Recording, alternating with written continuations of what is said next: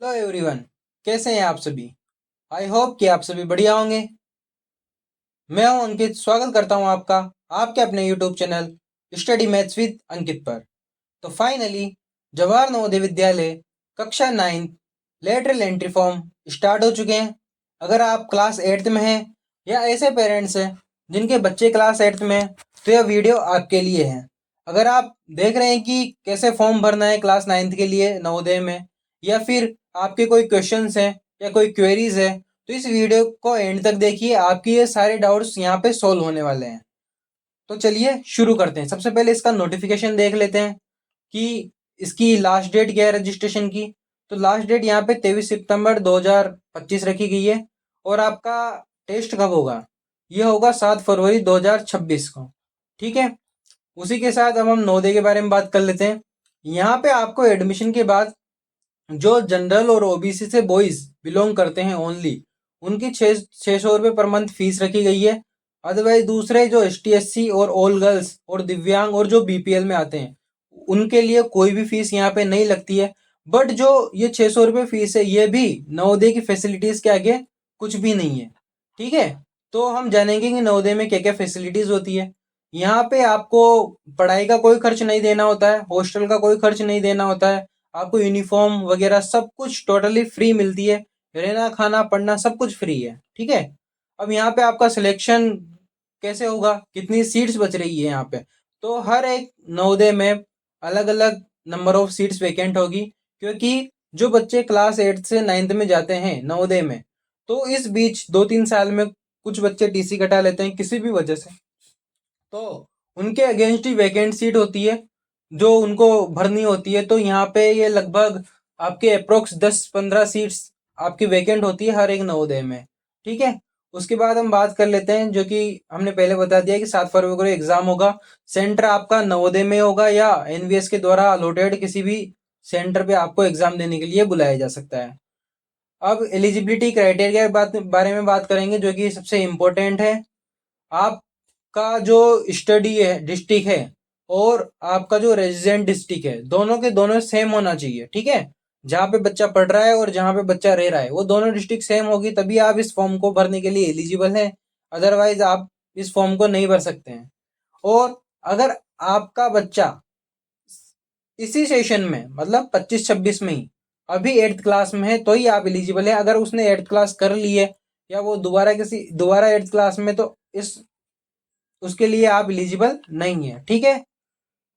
और सबसे main important जो बात है वो है डेट ऑफ बर्थ की। आपकी डेट ऑफ बर्थ 1 मई 2011 से 31 जुलाई 2013 के बीच में होनी चाहिए। अगर आप दोनों डेट पे लाई करते हैं तो भी आप एलिजिबल हैं। ठीक है। अब हम बात करेंगे कि रिजर्वेशन की। जो ओबीसी कैंडिडेट हैं उनको ओबीसी का रिजर्वेशन तभी मिलेगा जब वो सेंट्रल लिस्ट में ओबीसी में आते होंगे। इट मीन्स ये है, अगर आपका सिलेक्शन हो जाता है तो आपको सेंट्रल का ओबीसी कास्ट सर्टिफिकेट बनवा के ले जाना होगा। जो डिस्ट्रिक्ट का कास्ट सर्टिफिकेट होता है वो आपका वहां पे वैलिड नहीं रहेगा डॉक्यूमेंट वेरिफिकेशन के लिए। और जो सबसे ज्यादा रिजर्वेशन मिलता है वो रूरल कैंडिडेट्स को मिलता है।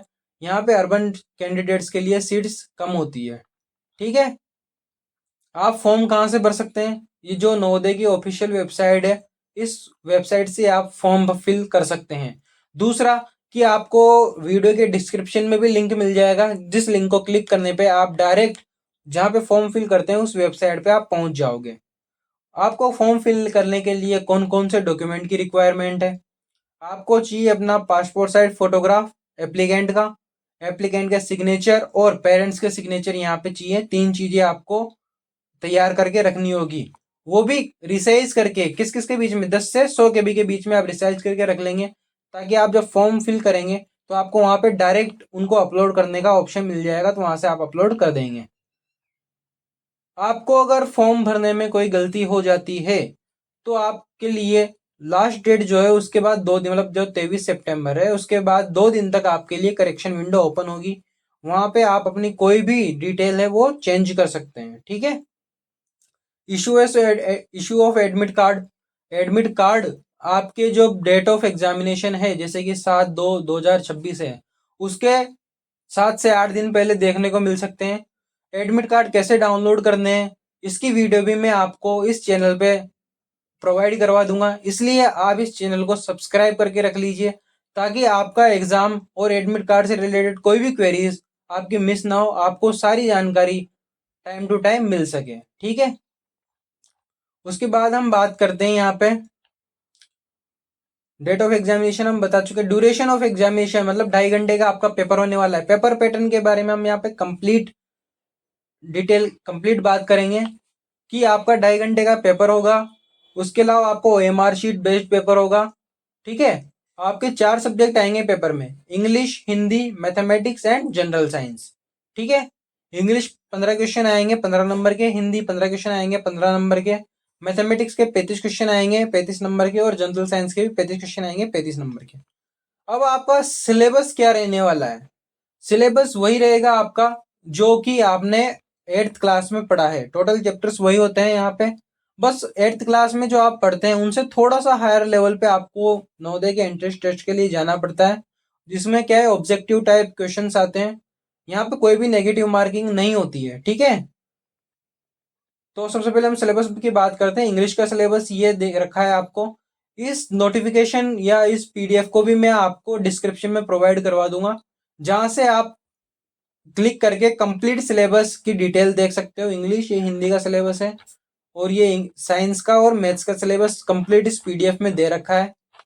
उसके अलावा किस किस नवोदय में कितनी सीट्स वैकेंट है, इसकी डिटेल भी इस PDF में नीचे दे रखी है। आप अपने रेस्पेक्टिव नवोदय को नाम से जाके और डिटेल देख सकते हो। ठीक है, अब हम बात करते हैं कि आपको फॉर्म फिल कैसे करना है। हम फॉर्म फिलअप के बारे में बात करते हैं यहाँ पे कि सबसे पहले आप जब डिस्क्रिप्शन में लिंक दिया हुआ है, इस लिंक पे क्लिक करेंगे तो आप इस वेबसाइट पे पहुंच जाओगे। इस वेबसाइट पे आने के बाद जो आपको ये फर्स्ट लिंक दिख रहा है, click here to register 9th class lateral entry admission 2026 to 2027, इस पे आपको क्लिक करना है। जैसे ही आप क्लिक करोगे आपके सामने ये नया पेज खुलेगा। यहाँ से आपको अपना स्टेट चूज कर लेना है, जैसे कि कोई भी स्टेट चूज कर लेना आप। मैं यहाँ पे स्टेट चूज कर लेता हूँ। आपको अपनी डिस्ट्रिक्ट चूज करनी है। उसके बाद आपको अपने रेजिडेंस डिस्ट्रिक्ट चूज करनी है। ये दोनों के दोनों सेम होनी चाहिए। अगर आप ये दोनों के दोनों डिफरेंट चूज करते हैं, जैसे कि अगर यहाँ पे करके देखते हैं, देखो यहाँ पे लिखा है district of class 8th and resident should be same, मतलब आप अलग अलग डिस्ट्रिक्ट चूज कर ही नहीं सकते। ठीक है, तो आपको सेम ही डिस्ट्रिक्ट चूज करनी पड़ेगी। यहाँ पे मैं सेम डिस्ट्रिक्ट चूज कर लेता हूँ। उसके बाद आपको डालना पड़ेगा यहाँ पे कैंडिडेट का नेम। कोई भी आप जो आपका नेम हो वो डाल सकते हैं। ठीक है, उसके बाद आपको यहाँ पे मोबाइल नंबर डालने होंगे। यहाँ पे आपको अपने मोबाइल नंबर फिल करने हैं, जो भी आपके मोबाइल नंबर है। ठीक है, वो आप फिल कर सकते हैं। उसके बाद यहाँ पे आपको डेट ऑफ बर्थ जो आपके नोटिफिकेशन में दी हुई है, उन दोनों के बीच में ही आपकी डेट ऑफ बर्थ होनी चाहिए। अगर उससे बाहर है तो आप यहाँ पे एलिजिबल नहीं है। उसके बाद आपको अपनी ईमेल आईडी डालनी पड़ेगी। आप अपने हिसाब से ईमेल आईडी डाल सकते हैं यहाँ पे। अगर आपकी खुद की ईमेल आईडी है तो आप अपनी ईमेल आईडी डालिए। अगर आपकी नहीं है तो आप अपने पेरेंट्स की ईमेल आईडी यहाँ पे डाल सकते हैं। ठीक है, उसके बाद यहाँ पे आपको माता का नाम डालना है। उसके बाद आपको यहाँ पे फादर्स नेम डालना है। ठीक है, उसके बाद ये नेशनल आपको सिलेक्ट करके आएगा अपने आप। यहाँ पे डालना है आपको आइडेंटिफिकेशन मार्क। जो भी आपका आइडेंटिफिकेशन मार्क है वो आपको यहाँ पे डाल लेना है। उसके बाद आपको यहाँ पे जेंडर सिलेक्ट करना है, मेल फीमेल या ट्रांसजेंडर जो भी है। उसके बाद आपको यहाँ कैटेगरी चूज करनी है। अगर आप यहाँ पे OBC चूज करते हो तो यहाँ पे लिखा हुआ है साफ साफ नीचे कि सेंट्रल लिस्ट में अगर आप OBC से लाइक करते हो तो ही आप OBC के अंदर काउंट होगे, अदरवाइज आप जनरल के अंदर काउंट होगे। ठीक है, यहाँ पे आपको अपना पता डाल लेना है। ठीक है, जो भी आपका पता है। उसके बाद आपको यहाँ पे पिन कोड डालना है। ठीक है, अगर कोई डिसेबिलिटी है तो वो चूज करनी है, अदरवाइज आप इसको नॉन रख सकते हैं। यहाँ पे रिलीजन डालना है आपको। ठीक है, जो भी आपका रिलीजन है। यहाँ पे आपको एनुअल इनकम डालनी है। ध्यान रखना, मंथली इनकम आपकी नहीं आएगी, यहाँ पे एनुअल इनकम ही आएगी। ठीक है, कई बच्चे यहाँ पे मंथली इनकम डाल देते हैं। उसके बाद आपको यहाँ पे स्कूल की डिटेल देनी होगी, जहाँ पे आप क्लास 11th में स्टडी कर रहे हैं। ठीक है, स्टेट और डिस्ट्रिक्ट अपने आप चूज होके आ गई है। तो यहाँ पे स्कूल का नाम डालना है आपको, कुछ भी जो आपका स्कूल का नेम होगा वो डालना है आपको। ठीक है, रिकॉग्नाइज्ड है या नहीं है, रिकॉग्नाइज्ड कर लेना है। स्कूल लोकेशन अर्बन में है या रूरल। अगर आपको नहीं पता है कि आपका स्कूल किस लोकेशन पे आता है, तो आप अपने स्कूल में जाके बात कर सकते हैं कि ये स्कूल अर्बन में आता है या रूरल में आता है। अब कुछ बच्चों का यह भी डाउट होता है कि सर मैं रूरल एरिया में रहता हूँ और मेरा स्कूल अर्बन में आता है। तो आप अर्बन में ही काउंट होंगे, वहां पे आपको रिजर्वेशन अर्बन से ही मिलेगा, रूरल से नहीं मिलेगा।